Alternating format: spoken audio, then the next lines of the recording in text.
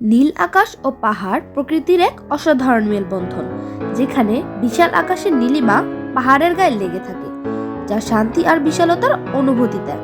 বন্ধুরা, এমন দৃশ্য যদি ট্রেনে বসে উপভোগ করা যায় তাহলে তার কথাই নেই। ট্রেনের এই চার দেয়ালের মাঝে সময়টা যেন থমকে যায়। গল্প, আড্ডা আর হাসি ঠাট্টায় তৈরি হয় নতুন কিছু স্মৃতি। এইসব স্মৃতিগুলো সারা জীবন আমাদের মনে গেঁথে থাকে। আসসালামু আলাইকুম বন্ধুরা, cook and kids with Rumana channel থেকে আমি ইলিন বলছি। আজকে আমি কিছু ভিন্নধর্মী কথা বলছি এবং এই কথাগুলো আমার মন থেকেই বলছি, কেননা ঢাকা টু কক্সবাজারের এই ট্রেন ভ্রমণ আমার মনে এক অন্যরকম অভিজ্ঞতার দাগ টেনেছে। 14/12/2025 এই দিনটিতে আমরা পুরো পরিবার যাত্রা শুরু করি ঢাকা থেকে কক্সবাজারের উদ্দেশ্যে, সেটাও আবার ট্রেনের সাহায্যে। ট্রেনের সাহায্যে যাত্রা শুরু করলেও আমরা এখানে একটা বিকল্প পদ্ধতি ব্যবহার করেছিলাম, কেননা ঢাকা থেকে কক্সবাজারে সরাসরি ট্রেনের টিকিট পাওয়া একটা সোনার হরিণ পাওয়ার মতো। যদিও আমরা সোনার হরিণ পাইনি, তবে আমরা এই বিকল্প পদ্ধতিটা ব্যবহার করে কিন্তু খুব আরামে এবং সহজেই কক্সবাজারে পৌঁছে যেতে পেরেছিলাম। তাহলে বন্ধুরা, আর বেশি কথা না পারি ভিডিওটা শুরু করছি। আমাদের সাথে সাথে আপনারাও ট্রেনে করে সবগুলো দৃশ্য উপভোগ করতে থাকেন। তো চলুন শুরু করা যাক। যাত্রার শুরুতেই আমরা কমলাপুর রেল স্টেশনে পৌঁছে যাই, যেহেতু সেখান থেকে ট্রেনটা ছাড়বে। এবং আরেকটা কথা, আমরা কিন্তু আগে থেকে কোনো টিকিট কেটে রাখিনি। আমাদের পরিকল্পনা ছিল যে সেখানে গিয়ে আমরা সরাসরি টিকিট কাটবো, তারপর ট্রেনে উঠে পড়বো। ট্রেনের শিডিউল অনুযায়ী আমরা ভেবেছিলাম সকাল 7টা বাজে যে ট্রেন সোনার বাংলা এক্সপ্রেস, সেটাতে আমরা চড়তে পারবো। তবে দুর্ভাগ্যবশত আমাদের বাসা থেকে বের হতে কিছুটা দেরি হয়ে যায় এবং আমরা সেখানে গিয়ে জানতে পারি সোনার বাংলা এক্সপ্রেসের কোনো টিকিটই অবশিষ্ট নেই। তখন আমরা কিছুটা হতাশ হয়ে যাই। তবে আব্বু আমাদের আশ্বাস দেয় যে কোনোভাবেই হোক আমি তোমাদের ট্রেনে করেই কক্সবাজার নিয়ে যাব। তখন আমরা খুশি হয়ে যাই। আব্বু চেষ্টা চালাতে থাকে যে এরপরে কোন ট্রেনটা রয়েছে। তারপর আব্বু খুঁজেও পায় সকাল 7:45 একটা ট্রেন রয়েছে, যেটা হলো মহানগর প্রভাতী। কিন্তু সেখানেও তৈরি হয় আরেক ঝামেলা। মহানগর প্রভাতী ট্রেনের মাত্র 4টি সিট অবশিষ্ট ছিল, তাও আবার ছিল এসি সিটের। যদিও আমরা এসি সিটে কমফোর্টেবল ফিল করি না, তারপরও কিছু করার ছিল না, তাই আমরা 4টা সিটই কিনে নিই 775 টাকা করে। আমাদের টিকিটের ঝামেলাটা তো গেল। এখন আমি আপনাদেরকে ঢাকা থেকে চট্টগ্রামের ট্রেনের শিডিউল, ট্রেনের নাম এবং ট্রেনের সিট এবং ভাড়াগুলো সম্পর্কে অবগত করব। বাংলাদেশের রাজধানী ঢাকা থেকে চট্টগ্রাম এর দূরত্ব 240 কিলোমিটার। 240 কিলোমিটার দূরত্বে রেলপথে কয়েকটি আন্তনগর ট্রেন চলাচল করে। ট্রেনগুলো হলো মহানগর প্রভাতী, মহানগর এক্সপ্রেস, তুর্না এক্সপ্রেস এবং সোনার বাংলা এক্সপ্রেস। বিভিন্ন সময় এই ট্রেনগুলো স্টেশন থেকে ছেড়ে দেওয়া হয়। ট্রেন ছাড়ার সময় ভিন্ন ভিন্ন হওয়ার কারণে নির্দিষ্ট স্থানে পৌঁছানোর সময় ভিন্ন ভিন্ন হয়ে থাকে। সুতরাং আমি আপনাদেরকে ঢাকা টু চট্টগ্রাম রেলপথের ট্রেন নাম, ছাড়ার সময় এবং পৌঁছানোর সময় পাশাপাশি ছুটির দিনগুলো স্ক্রিনে উল্লেখ করে দিচ্ছি।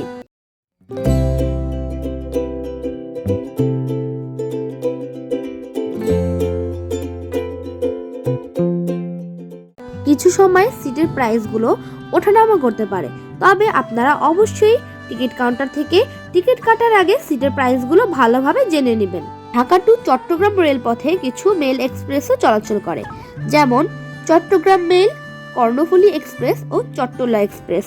আমি এই এক্সপ্রেসগুলোরও ছাড়ার সময় এবং পৌঁছানোর সময় স্ক্রিনে উল্লেখ করে দিচ্ছি।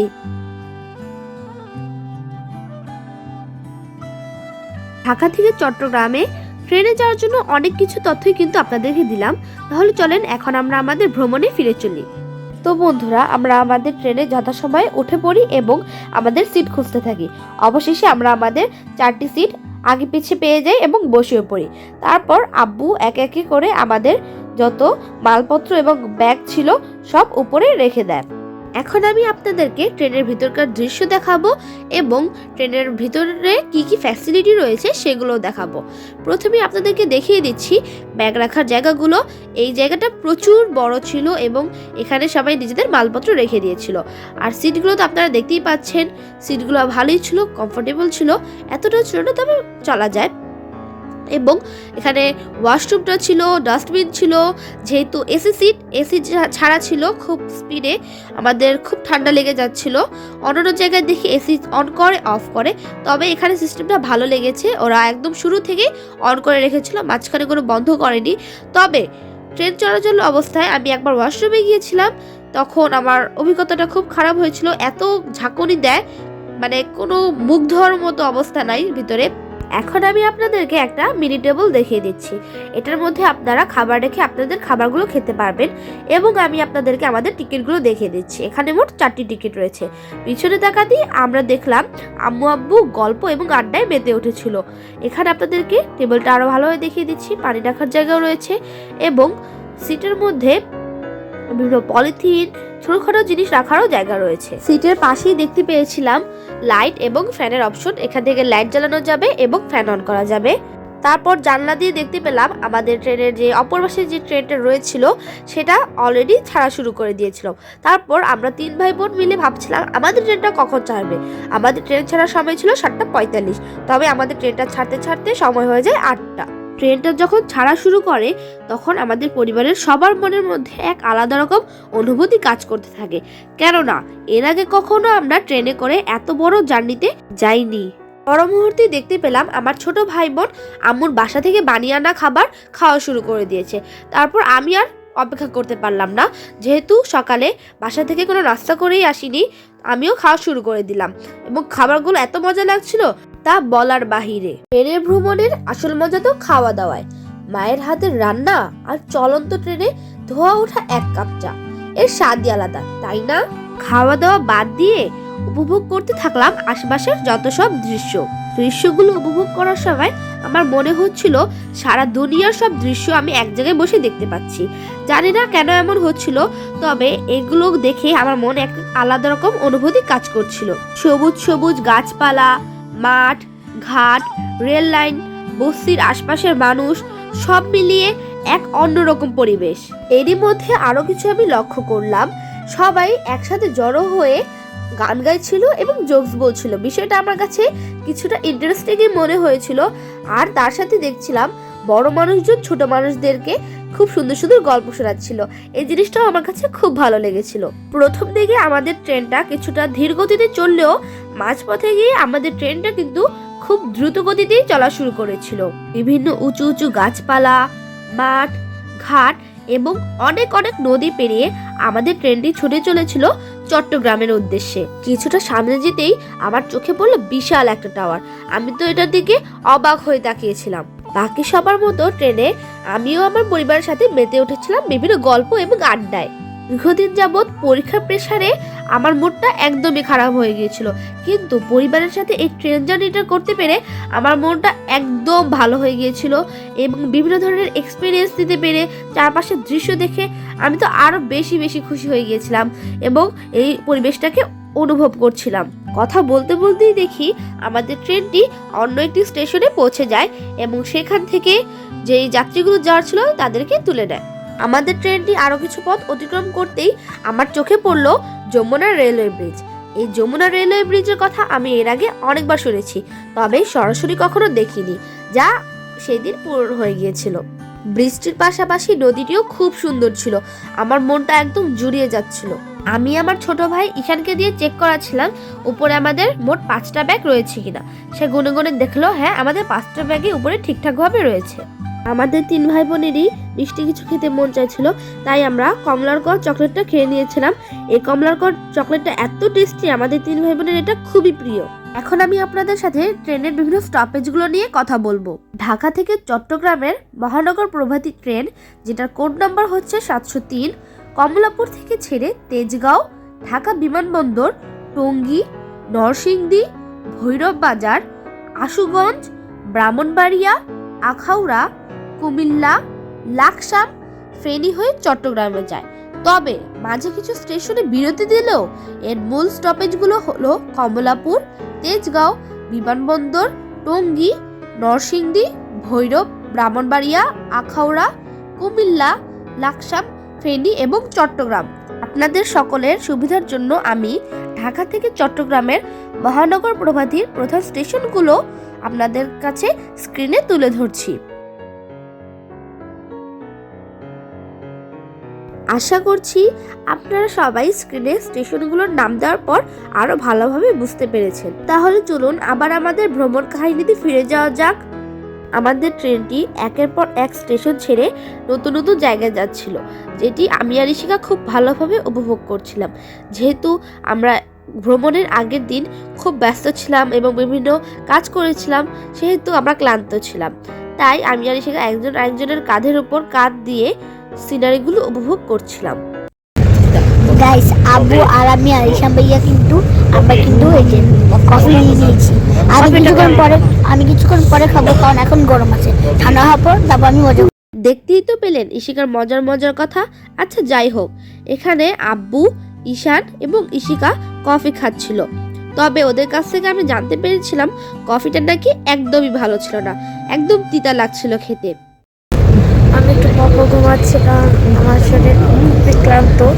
কালকে রাতে ঘুমাতেই পারিনি, এত কাজ ছিল, গোছানো, কাপড় গোছানো, হেয়ার কাট আর অনেক কিছু। আজকে রাতে আবার শপিংও গেছি আমরা।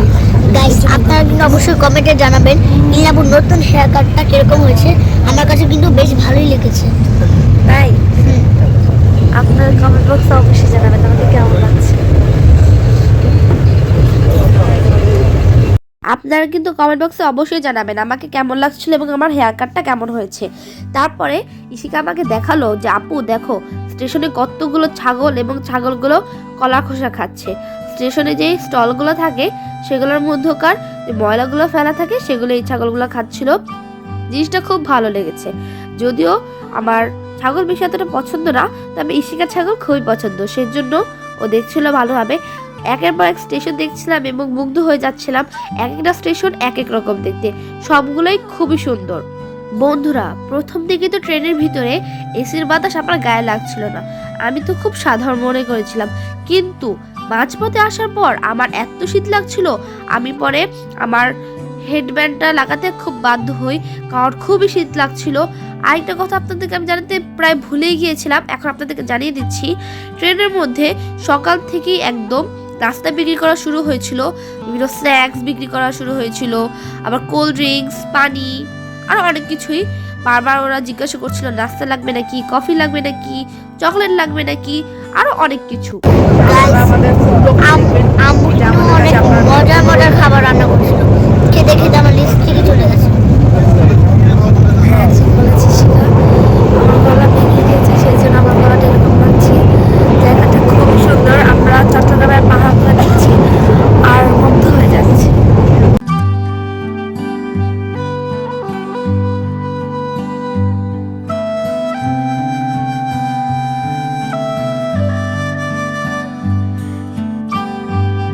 বন্ধুরা, এতক্ষণ তো অনেক বকবকি করলাম, এবার আপনারাও নিরিবিলিভাবে কিছুটা দৃশ্য উপভোগ করতে থাকেন এবং আমি উপভোগ করতে থাকি।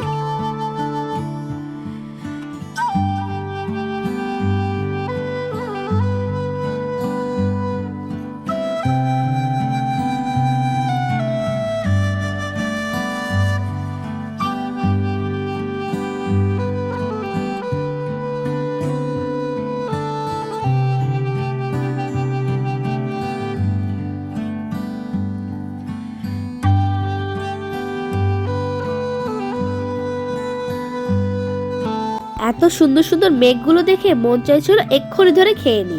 দেখতে একদম হাওয়াই মিঠাইগুলোর মতো লাগছিল, তাই না? আপনাদের কি মনে হচ্ছে কমেন্ট বক্সে কিন্তু অবশ্যই জানাবেন। দেখলেন কথা বলতে বলতে কতটা সময় পার হয়ে গেল, কখন যে আমরা চট্টগ্রাম রেলওয়ে স্টেশনে পৌঁছে গেলাম টেরই পেলাম না। রেল স্টেশনটা খুবই সুন্দর ছিল এবং আশপাশে সবকিছু আমি ঘুরে ফিরে দেখছিলাম যে দেখতে কেমন। স্টেশনের মধ্যেও কিন্তু অনেক মানুষ অপেক্ষা করছিল এই ট্রেনে করেই ফিরে যাবার। যতটাই সামনে যাচ্ছিলাম ততটাই মনে হচ্ছিল ট্রেনটার স্পিড কমে যাচ্ছিল। এই তো আমরা আমাদের সেই কাঙ্ক্ষিত চট্টগ্রাম রেলওয়ে স্টেশনে পৌঁছে গিয়েছি, আলহামদুলিল্লাহ। আপনাদেরকে এখন এমন জিনিস দেখাবো যেটা দেখলে আপনারা অবাক হয়ে যাবেন। কি অবাক হয়ে গিয়েছেন? হ্যাঁ, আমিও অবাক হয়ে গিয়েছিলাম বাইরে এসে সুবর্ণ এক্সপ্রেস দেখে। পরে আমি আম্মুকে জিজ্ঞাসা করলাম, আম্মু আমরা তো এসেছি মহানগর প্রভাতীতে করে, তাহলে এখানে সুবর্ণ এক্সপ্রেস লেখা কেন? তারপর আম্মু বলল যে ওইটা একই ট্রেন হলেও এখানে মাঝে মধ্যে বগির মধ্যে বিভিন্ন নাম লেখা থাকে। যাই হোক, আমি তো তেমন কিছুই বুঝতে পারিনি। তবে আমরা এখানে ট্রেনের ব্যাপারে আলাপ করি। তবে এখান থেকে আমরা কক্সবাজার ট্রেনে করে যেতে পারিনি, কেননা এখান থেকে কক্সবাজারের ট্রেনের কোনো টিকিটই অবশিষ্ট ছিল না। তবে কাউন্টার থেকে বলা হয়েছিল আপনারা যেতে পারেন, তবে দাঁড়িয়ে যেতে হবে, এছাড়া কোনো উপায় নেই। তবে আমরা চিন্তা করলাম পরিবার নিয়ে কি এভাবে দাঁড়িয়ে যাওয়া সম্ভব? মোটেও সম্ভব না। তার মধ্যে আমাদের কাছে রয়েছে এতগুলা জিনিসপত্র। তাই আমরা ঠিক করি আমরা চট্টগ্রাম রেল স্টেশন থেকে কক্সবাজার বাসে করেই যাব। তবে চট্টগ্রাম রেল স্টেশন থেকে তো সরাসরি বাসে ওঠা সম্ভব না, তাই আমরা একটা সিএনজি ভাড়া করি এবং সিএনজিওয়ালাকে জিজ্ঞাসা করি যে কোন জায়গায় ভালো আমরা বাসে করে যেতে পারবো, মানে বাস স্ট্যান্ডে। তো ওই আঙ্কেলটা আমাদের বললো যে আমি আপনাদেরকে দামপাড়াতে নিয়ে যাই, ওখানে ভালো ভালো বাসগুলো দাঁড়িয়ে থাকে। তো আমরা ওনার কথা মতো দামপাড়াতেই চলে যাই। দামপাড়াতেই নাকি মূল বাস স্টেশনটা রয়েছে। বাস স্টেশনে পৌঁছে আমরা হানিফের কাউন্টারে পৌঁছে যাই। সেখান থেকে আমরা 4 জনের জন্য 4টা সিট কাটি। যেহেতু ইশিকা আলাদা হয়ে যায় সেজন্য ইশিকা আম্মু আব্বুর সাথে বসবে। 4টা সিট আমরা কাটি। প্রতিজনের সিটের মূল্য ছিল 350 টাকা করে। এবং ওই আঙ্কেলগুলো আমাদের বলেছিলেন যে এখান থেকে আমাদের কক্সবাজার যেতে কম পক্ষে 3 ঘন্টা তো লাগবে, এর থেকে বেশি ঘন্টা লাগতেই পারে, এটা রাস্তার জ্যামের উপর নির্ভর করে। অনেকক্ষণ ট্রাভেল করার পর এখন আমরা আম্মুর বানানো ফ্রাইড রাইস খাচ্ছি। এটা আম্মু এই 1 টাইমের বক্সগুলোতে নিয়ে এসেছিল। এখন আমরা কাউন্টারে এসে ওয়েট করছি আর খাচ্ছি। বাস কাউন্টারের মধ্যে আমরা ওয়েট করছি। আরেক পরিবহনে যাব, আমাদের বাস আসবে 4টা বাজে। আমরা ওয়েট করছি।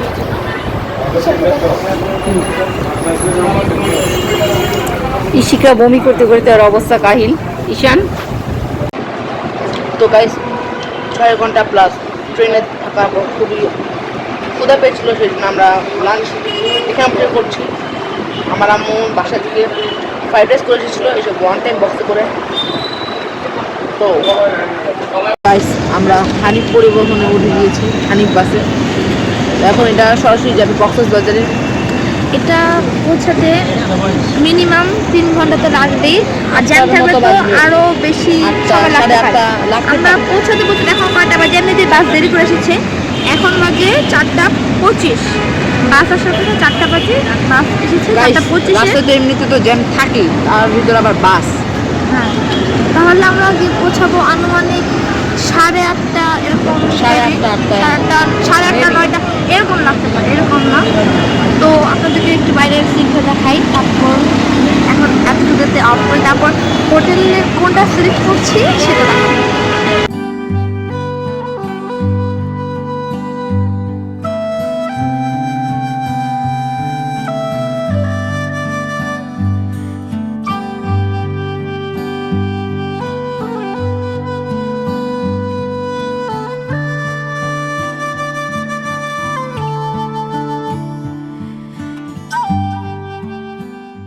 আমাদের বাসটা এসে কলাতলিতে থামে। আমরা বাস থেকে নামার পরই একটা অটো নিয়ে নিই। অটো নেওয়ার পর আমরা বলে আমাদেরকে সুগন্ধা পয়েন্টে নিয়ে যান। সেখানে নেমে আমরা হোটেল বুক করব। এবং আপনাদেরকে আমি একটা পরামর্শ দিতে পারি, আপনারা আগের থেকে হোটেল বুক করে আসবেন না, তাহলে সমস্যাটা হবে। আপনারা এসে সরাসরি হোটেল বুক করবেন, যার মাধ্যমে আপনারা খুব ভালো মানের হোটেল কম দামে পেতে পারেন। আর হোটেল আগে থেকে বুক করলে হয়টা কি, আপনারা সরাসরি কোনো দেখতে পারেন না ভিতরটা কেমন, ওরা আগের ছবি লাগিয়ে দেয়, তার মধ্যে আপনারা ওখানে ওদের সাথে দামাদামিও করতে পারেন না। এই হচ্ছে ব্যাপার।